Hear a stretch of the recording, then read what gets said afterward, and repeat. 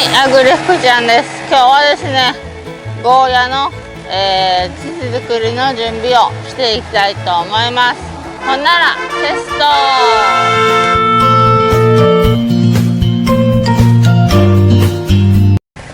はい、ではですね、今堆肥をバケットで散布しているところですね。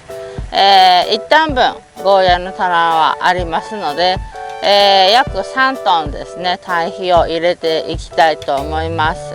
堆肥はですね、一部ではなく全面散布といたします。根の張りがですね、結構マルチより外に135のマルチのところよりが広がってくる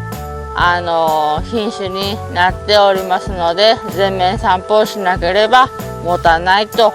いうことで堆肥を散布していきたいと思います。でこの堆肥はですね、牛の方ですね、牛糞になります。で牛糞でもわりかし、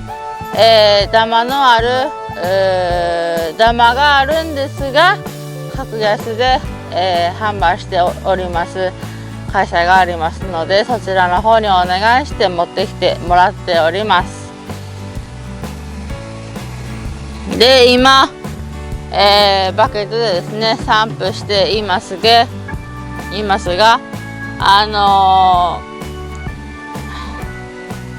一定の量を散布するのにちょっと技術がいります。一般的に言えばバケットがなければ、堆肥散布機っていう自走式とかですね、いろいろあるんですが、うちはですね、そちらを置く場所がない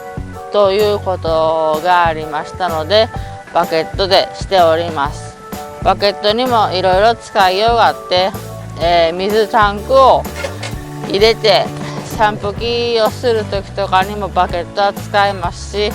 堆肥巻きにもバケットは使えます。で荷物運びですね、石灰を10票とか、あとその化成肥料を20票30票入れる時にバケットをよく使うので、うちはバケットの方が重宝するということでバケットにしております。で、パイプがありますので、パイプに当たらんごと一定の量を散布するのにちょっと私もうまくいかないもんですから、兄にお任せしております。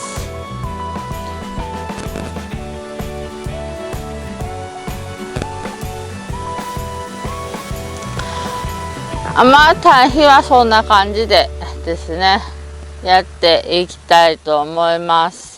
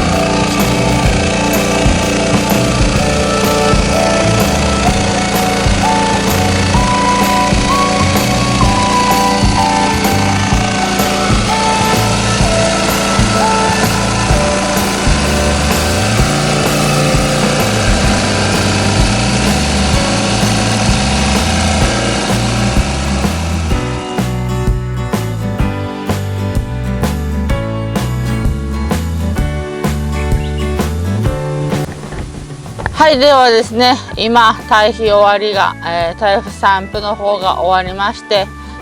ロータリーに、幸運ですね、幸運をしてから、ちょっと筋巻きで化成肥料を入れたいと思いますので、化成肥料の説明も後々していきたいと思います。で丸根を作るまでですね、もうちょっとあと少しだと思いますので頑張っていきたいと思います。はい、では化石量のですね説明をしていきたいと思います。はい、ではですね、今日はですねゴーヤのために4種類の化石量を入れていきます。最初は苦土石灰ですね。巻きやすい粒状になっております。粒状でしたら風向きとか関係なく散布できますので、自分たちは粉ではなく粒タイプの苦土石灰の方を散布しております。最初はね、粉タイプの苦土石灰を撒いていたんですが、風向きとか天候によって流れていくということがありましたので、今度からも粒にしようということで粒にしております。はい、次はですね、計算仮ですね。プレミアム34ということになります。これがですね、供養仮が20、計算が34、駆動が4、放送が 0.10 ですねが入っている感じになるタイプになります。こちらをですねゴーヤ1単に対して1票使っていきます。これは苦土石灰と堆肥の吸収率を高めるという意味でこれを使っていきたいと思います。そして美容要素 BB55 ですね、5555か、これをですね、1票入れていきます。ゴーヤはですね、なんせ栄養素が足りないと尻腐れが発生してしまうタイプになりますので、窒素リンカリ15入ってマンガンとホウ素が入っているという肥料になっております。こちらは、あまり夏野菜にはよく使うんだけど他の野菜にはあまり使いませんね。自分たちはこれはあまり夏野菜以外は使ってないので、そうですね、マンガンとホウ素が入ってるからある程度はその尻腐れとかですね、そういった対策にはなるんですよね。でこちらをちょっと1票ですね、一旦に対して筋巻き状にしてやっていきたいと思います。それでこれですね、リュウマグゴーヤ作りで一番大事です。マルチが邪魔だ。リュウマグはですね、尻腐れを抑える肥料になっております。抑えるって言ったらおかしいけど、尻腐れが、発生するのはリュウマグが足りない、マグネシウムが足りない状況になっていますので、尻腐れを起こさないためにこっちのリュウマグ25ですねを入れていきます。これも最初の定食時にやっぱり、1ヶ月2ヶ月成長させるのに必要となってきますので、これを一旦に20票ですね入れていきたいと思います。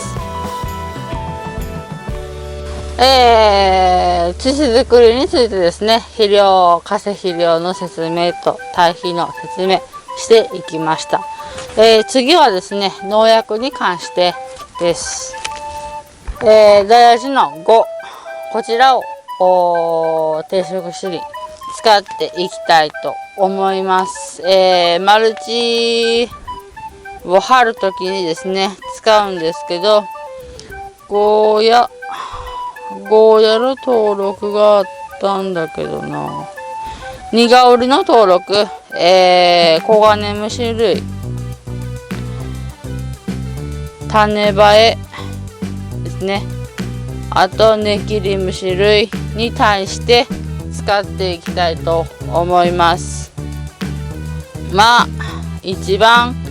問題なのが種バエとコガネムシですね。ネキリムシはもう定食時にネキリムシ用の、農薬がありますので、そちらを使っていこうかなと思うんですけど、またヤジの5はですね、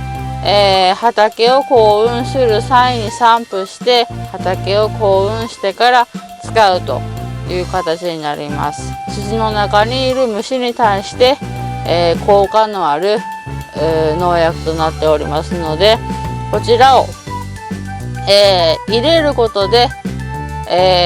栽培している時の農薬を減らすという意味での使用となっております。成長している時の農薬はですね、必要最低限で散布しておりますので、土の中にいる、虫についてはどうしてもダイヤシの5を使わなければ、対処できないということで、こちらを使っていきたいと思います。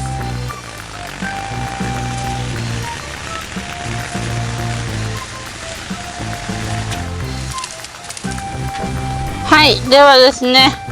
今肥料を筋巻き散布まで終わって、今から丸畝で、畝を作っていく段階ですが、見てわかる通り一部白いところがあると思いますが、その白いところは化成肥料とか苦土石灰ですね。そちらをですね、まあ農家さんによっては、全面散布される方もいらっしゃいます。私たちのお師匠さんがですね、筋巻きが一番効率がいいということだったので、お師匠さんに習ってこの方法をとっております。でまた追肥なんかもね、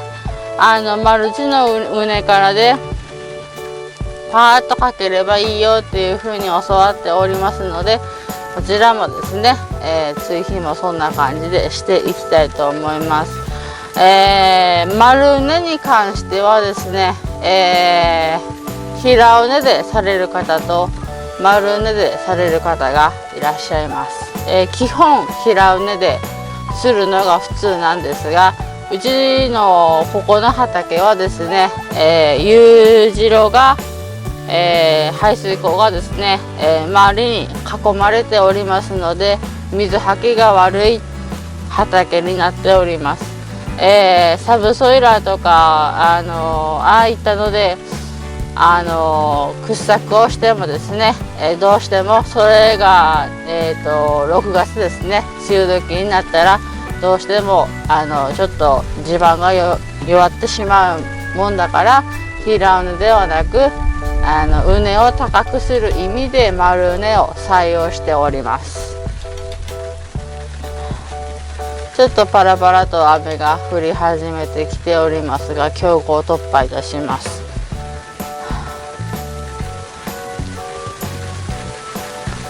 微調整がうまくいってないと丸畝がちょっとねできないという形になっておりますが、とりあえず作業していきたいと思います。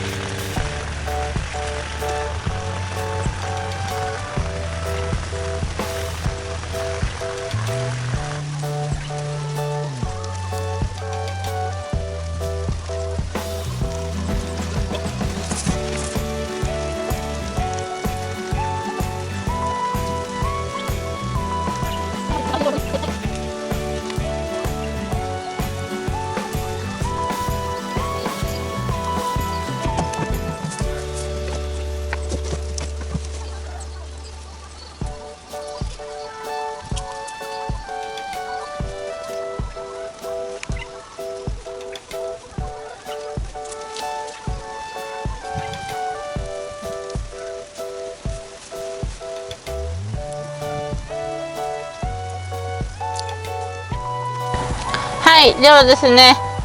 丸畝を張り終わりました。小雨が降っている中、減らずに無事終了しましたね。これからですね、竹を差し込んで網を張ってで補強しながら、ゴーヤを植えていくという形になります。まだその動画もですね、後々撮っていこうかなと思いますので、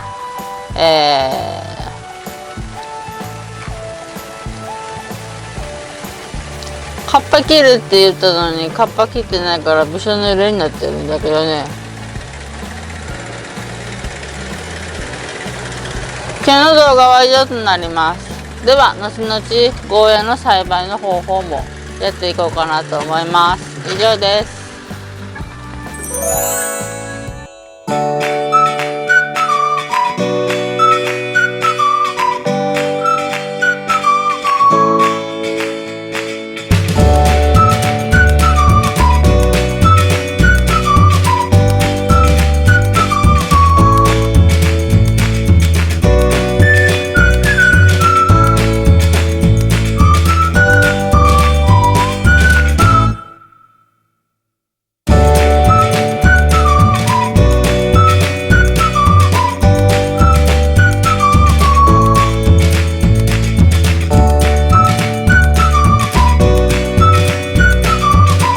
最後まで見ていただきありがとうございました。チャンネル登録、高評価、いいねボタンよろしくお願いします。